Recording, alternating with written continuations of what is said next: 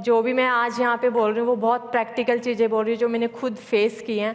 लेकिन एक जुनून था कि हाँ, मैं कैसे लाइफ में आगे बढ़ सकती हूँ, कैसे काम कर सकती हूँ, क्योंकि मेहनत करना फादर से सीखा था। फादर ने कभी धूप सर्दी गर्मी कभी नहीं देखी। उन्होंने हमेशा लाइक ईंटें ढोना, सीमेंट ढोना लोगों का। तो मुझे लगता था कि अगर वो इस एज में काम कर सकते हैं तो मैं डेफिनेटली कर सकती हूँ, मैं क्यों नहीं कर सकती हूँ।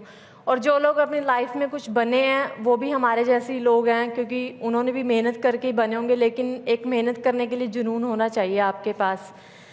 देन मैंने 7 साल की उम्र में जब हॉकी शुरू किया, स्टार्टिंग में सबसे बड़ा फिर एक चैलेंज ये रहता था कि हमें सुबह उठना है 5 बजे ट्रेनिंग के लिए। पहले तो जब कोच के पास गए तो उन्होंने बोला कि आप बहुत वीक हो, तो इतनी वीकनेस से तो हॉकी नहीं खेली जाती, इतना वीक बच्चा कैसे खेलेगा। लेकिन मैं काफ़ी जिद की उनके साथ कि मुझे भी हॉकी खेलना है, एटलीस्ट मुझे एक चांस दो। अगर उसमें मैं नहीं कुछ कर पाई ठीक है। पेरेंट्स को मनाया।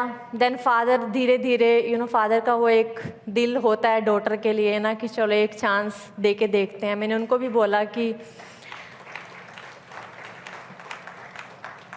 उन्होंने भी बोला कि ठीक है आप खेल लो। मैंने उनको यही बोला कि एक चांस मुझे दे दो, अगर मैंने नहीं कुछ किया देन आप मुझे मत खिलाना हॉकी।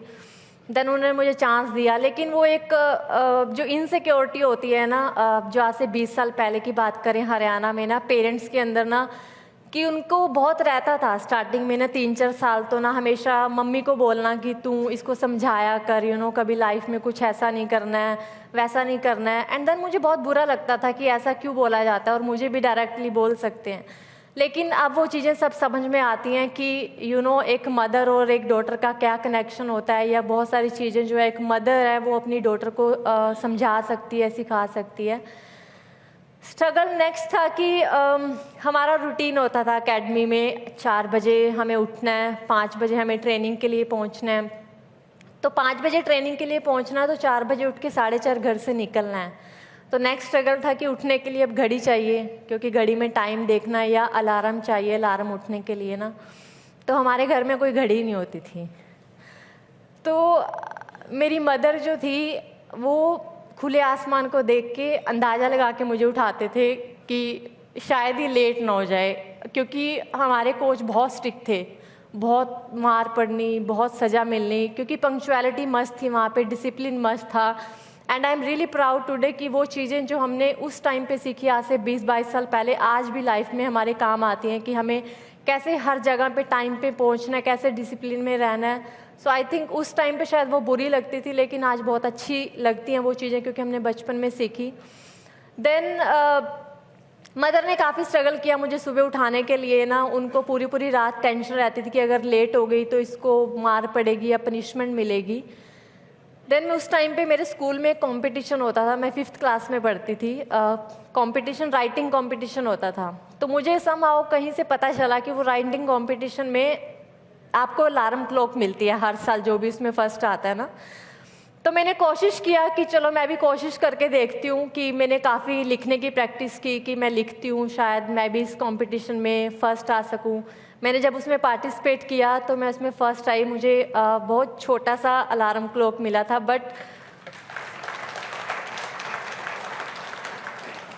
बट फॉर मी वो सबसे बड़ा आज तक का मेरे लिए अचीवमेंट रहा और बिगेस्ट प्राइज़ रहा, क्योंकि उससे मुझे एक टेंशन दूर होगी कि मैं सुबह एटलीस्ट अलार्म लगा के उठ सकती हूँ। मेरे मम्मा को वो टेंशन नहीं रहेगा कि टाइम का पता नहीं चलेगा, किस टाइम उठाना है, कितना टाइम हुआ है। सो मेरे लिए वो एक बहुत बड़ी अचीवमेंट थी उस टाइम के लिए। देन सेकेंड ये था कि एकेडमी में हर बच्चे को कंपलसरी था कि हर बच्चा घर से 500 ग्राम दूध लेके आएगा, जो क्योंकि हमारे कोच को लगता था कि बच्चे पिएंगे तो इनकी स्ट्रेंथ एटलीस्ट रहेगी, अच्छा खेल सकते हैं। बट हमारे घर में ही 500 ग्राम दूध नहीं आता था, तो 500 ग्राम दूध कहाँ से लेके जाएंगे। तो देन मुझे भी पता था कि जो मैं करने जा रही हूँ वो मैं खुद के साथ ही चीट कर रही हूँ, बट हालात ऐसे थे तो कुछ ऑप्शन नहीं था हमारे पास ना, कि 500 ग्राम दूध में 200 ग्राम दूध लेके जाना है, बाकी 300 ग्राम उसमें पानी डाल के वो लेके जाना है ताकि जाके डांट ना पड़े। खुद से पता था वो खुद की बॉडी के अंदर ही जाना है, लेकिन जब आपके हालात ऐसे हो, आपके पास कोई ऑप्शन नहीं होता, तो यही था कि ठीक है कोई बात नहीं। बट हम शायद लाइफ में मेहनत करेंगे तो ये सब चीज़ें चेंज कर सकते हैं। और ये सब चीज़ों ने मुझे बहुत लाइफ में पैशनेट बनाया कुछ करने के लिए, कि मुझे अब लाइफ में कुछ करना है, कुछ बनना है। देन धीरे धीरे लाइफ जब आगे बढ़ी, मैंने स्टेट लेवल के टूर्नामेंट, स्कूल लेवल के टूर्नामेंट्स खेलने शुरू किए। उसके बाद नेशनल्स खेले, स्कूल नेशनल्स खेले। नेशनल्स के बाद क्या होता है, आप इंडिया कैंप के लिए सिलेक्ट होते हो। जब मैं पहली बार जूनियर इंडिया कैंप के लिए सिलेक्ट हुई 2005 में, उस टाइम पे मेरा खुद का बॉडी वेट 36 केजी था। सो इमेजिन कि एक तरह से मैं कितनी 12 साल की थी। तो मैं वहाँ पे जब गई तो मेरे को कोचेज़ ने बोला कि आपको 80 केजी वेट के साथ स्क्वाट्स करने हैं। जिसका खुद का बॉडी वेट 36 हो वो 80 केजी वेट के साथ कैसे स्क्वाट्स कर सकता है, जो मैंने कभी किए नहीं थे अपने लाइफ में। मेरा फर्स्ट कैंप, एंड मैंने बोला कि मैं नहीं कर सकती। देन दे आर लाइक कि ठीक है आप घर चले जाओ, आप नहीं कर सकते। तो इमेजिन आपके करियर की शुरुआत है और आपके सामने ये चैलेंज है। देन मैंने बोला ठीक है, नहीं मैं करती हूँ, मुझे घर तो नहीं जाना क्योंकि यहाँ कुछ करने के लिए आए हैं। एंड वो वेट मेरे ऊपर गिर गया, जिससे मुझे एक बहुत बैडली बैक इंजरी हुई, जिस बैक इंजरी से मैं 14 साल अपने करियर में मैंने कंट्री के लिए खेला है। सो डिफ़िकल्ट स्टार्टिंग थी।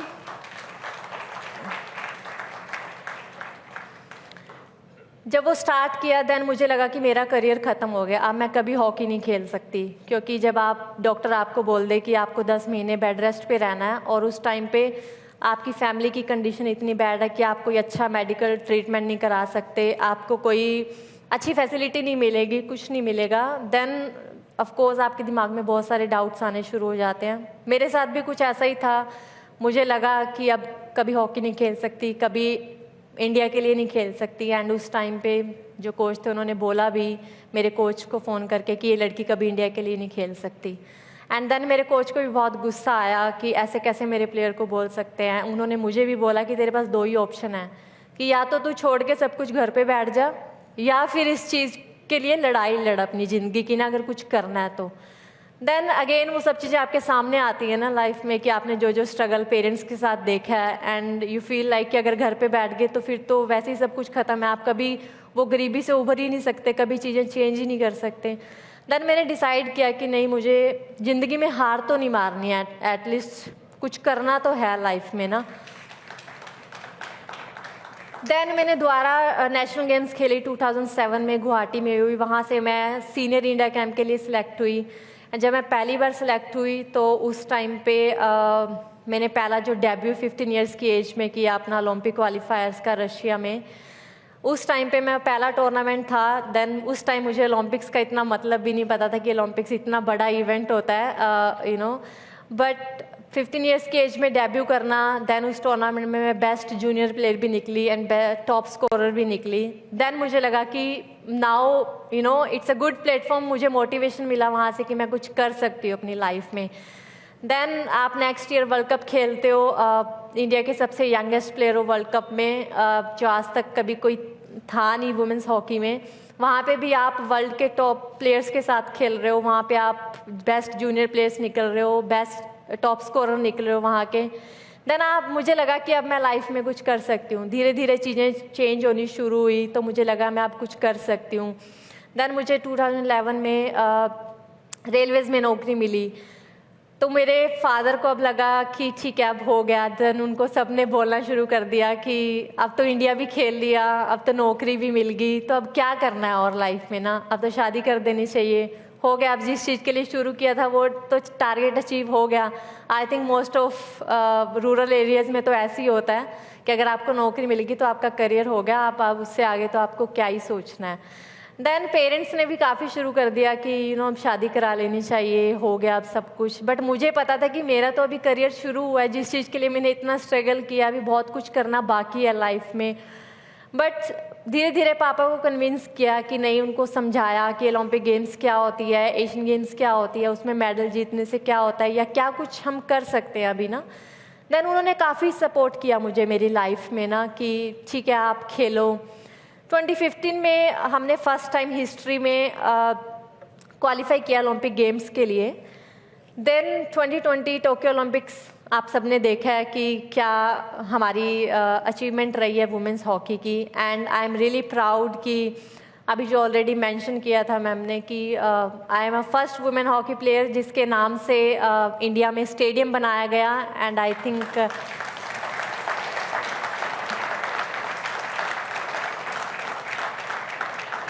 And I am really grateful to all the people जिन्होंने मुझे मेरी लाइफ में कोई छोटी से छोटी या बड़ी से बड़ी हेल्प की है, जिनकी वजह से आज मैं यहाँ पे हूँ। मेरे parents, family, coaches, friends, fans, hockey lovers, जिन्होंने भी मुझे हर छोटी से छोटी हेल्प किया है, बिकॉज अकेले ये सब करना पॉसिबल नहीं था, लेकिन सब ने मुझे कुछ ना कुछ मेरी लाइफ में हेल्प किया है। So I am really grateful to all the people, and I take this opportunity to thank our present government for taking steps to empower women in India. We need more girls to take up sports. Thank you, Republic TV, for giving me an opportunity and inviting me to this stage to share my journey. I started my talk with a dream, and my ultimate dream is to see every girl in India take up sports. Thank you. Jai Hind, Jai Bharat. Ladies and gentlemen, please get on your feet. Rani, please come up here. What a brave girl.